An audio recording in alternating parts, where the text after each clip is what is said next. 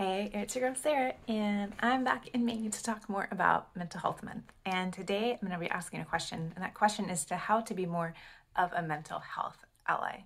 I think this is a great question.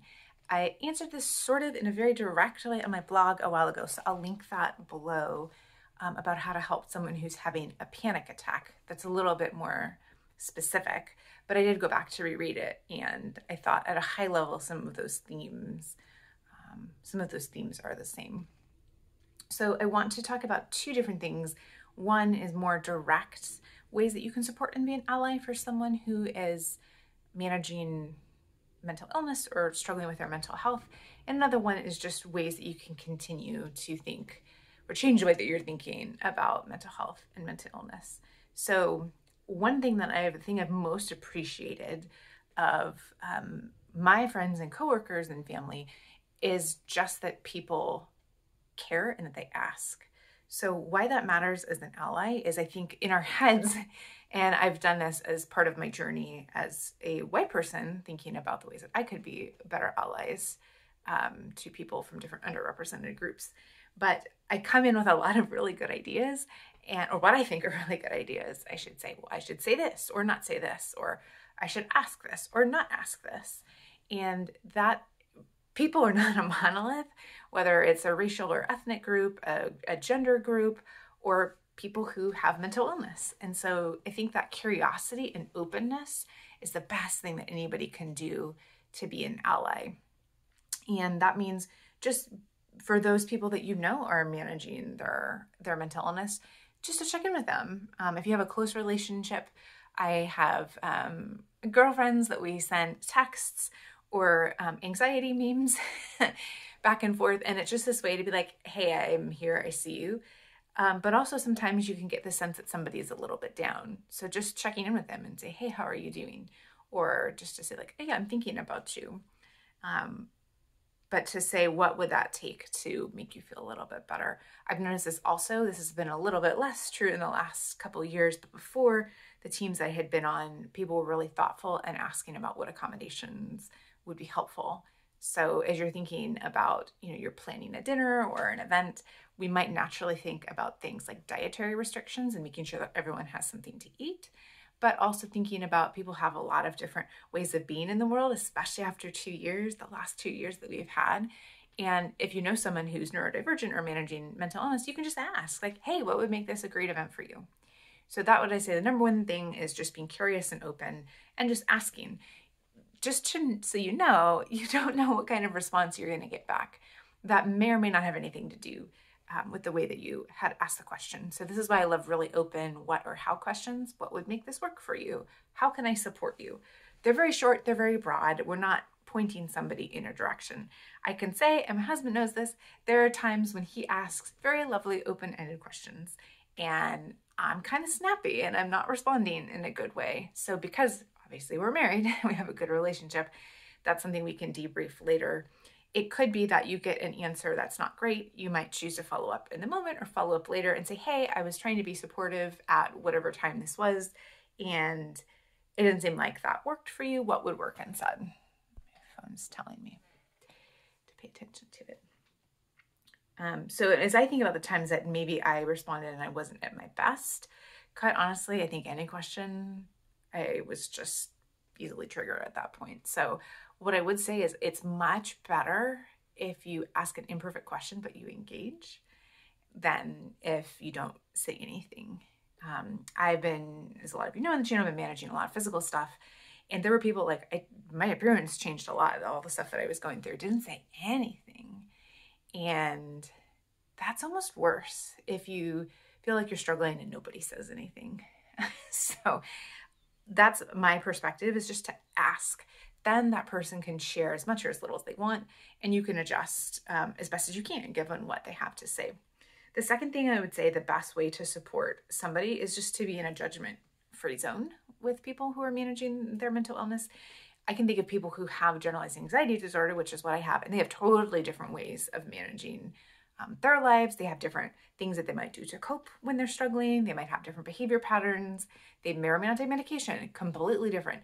But the point is a no judgment approach to say, like, this person's doing the best that they can, of course, unless they're in imminent danger and self-harming or something like that. But by and large, like, this person's doing the best that you can. So that's really important, because sometimes people won't talk to the person who's managing the mental illness. They'll say something to you as a friend or a family member or a coworker. This is a great opportunity for you to say, well, I think Sarah's doing the best that she can, or I don't think it's our place really to make those judgment calls about her and what's right for her. Which relates to a point I've made in a lot of different videos, not just about mental health, but about health in general, which is, people are going to have different care plans. People are going to be working with their doctors. So to be supportive and not disparaging of the different things. There are lots of different treatments out there, and we're all trying to do our best.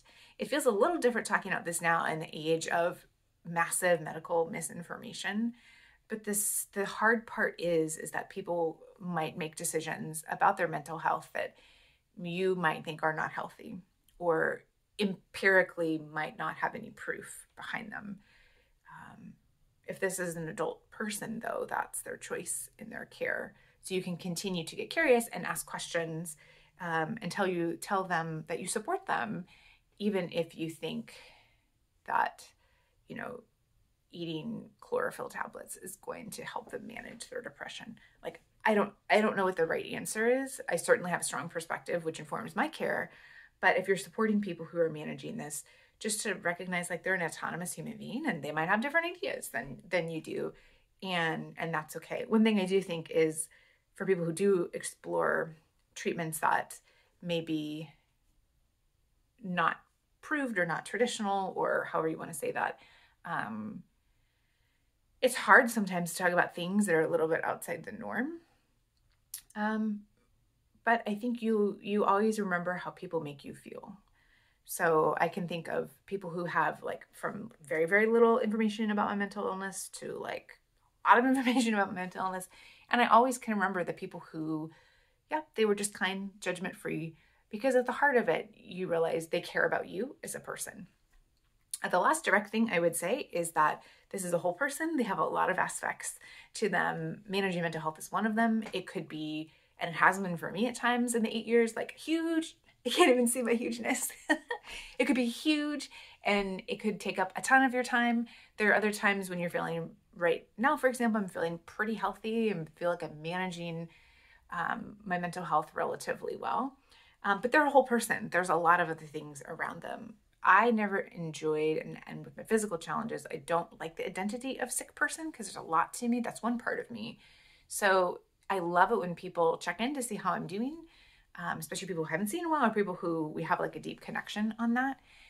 But then also, like, this is a person who does a lot of other stuff. So talk to them about other stuff that they do. Do they like bird watching or knitting, or they play rugby, or they read books, or I don't know, I'm just naming random hobbies. They might have, a partner or children, or just talk to them like a normal person. And again, you can look for those cues. This is where I think really good listening comes in. You can tell sometimes if people want to talk in a certain area. You can hear in the cues in their voice. I can hear in the cues in their voice. That's why I do what I do for a living. Or you can just really be open and say, hey, what do you want to talk about? So sometimes it can be hard if someone's really talking a lot to you about mental illness. You're like, actually, I want to pivot. So just, like, pivot with them. The two things I will say, that the things, and I sort of alluded to it before, but really thinking about outside of the interactions you might have with people who are managing mental illness, mental health issues, is to just continue to ask yourself the stigma and assumptions that you hold about people in that case. I think I've shared this before. Maybe it was in a blog. I can't remember. But there's a horrible label that is sometimes used for people with mental illness, like high functioning. This is also true with people, say, on the autism spectrum. And what I take that to mean is, you can't tell that I have challenges with my mental health. Certain behaviors that I do, things that I say, would lead you to believe that I am neurotypical and everything's normal. So just continuing to challenge the assumptions that you have. Another one that I heard just today in a podcast that I was listening to was, well, there's like mental health for things like anxiety and depression, and there's real mental illness like schizophrenia, bipolar, multiple persons. Like, yeah, that's just such an outdated way of looking at it. So I think just being a little bit more open to looking at the biases and the assumptions that you might have about people who are managing mental illness. And just if you catch yourself thinking it, saying, wait a minute, is that true? Or where did that come from? Where does that belief come from? This is the same with any bias that we're trying to undo, whether we recognize it or perhaps someone points it out to us, just getting really curious and say, where is that coming from? And then examining different perspectives. There's a history of mental illness in my family, and you look back several generations to where people were institutionalized for things now that would be considered relatively minor and manageable mental illnesses, but that's not how it was viewed at the time. So we continue to learn more and more about the brain and the way that it works. So that means we need to keep challenging that.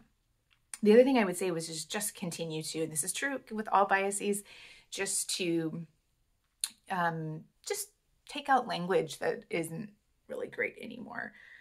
Things like people going crazy, or they should be locked up. If you said the one before, like someone going off their meds, or this person is acting so bipolar, or any sort of language that trivializes, demonizes, or minimizes what mental illness is, and just figuring out an alternative to say, wow, she was really all over the place today. Or I don't even know what the other examples are, because I think saying someone going off their meds is just really a terrible thing to say. So just continuing to, in yourself and others, if you just notice stuff like that, just to be able to say like, hey, instead of saying that, we could say this, or to catch that. For better or worse, I feel like as generations have changed, that say like Gen Z, it's a very different approach to mental health than I guess I'm an elder millennial. I'm right on the millennial Gen X generational line. So I really like the question. And this is just one opinion, which is why I say for people that you have in your life, just getting curious with them and staying with them through this journey, that is the best thing that you can do. And I think of the friends who I've had throughout this journey, and friends I've gotten closer to on this journey, because they were just there. They showed up, they were curious, they didn't judge me, and we just continued on as friends, which I really, really love. And again, as we continue to think about all sorts of types of stereotypes, assumptions, and language that we use that doesn't serve us anymore, mental illness is like all sorts of other language that refers to certain groups of people. We're just like, let's not say that anymore. Anyway, I love the question. Thank you for the question. I will throw again in the comments a very specific blog that I wrote on how to help someone who's having a panic attack. Again, my experience. And I hope to be back next week with another question answered for Mental Health Awareness Month. Thanks, y'all. Bye.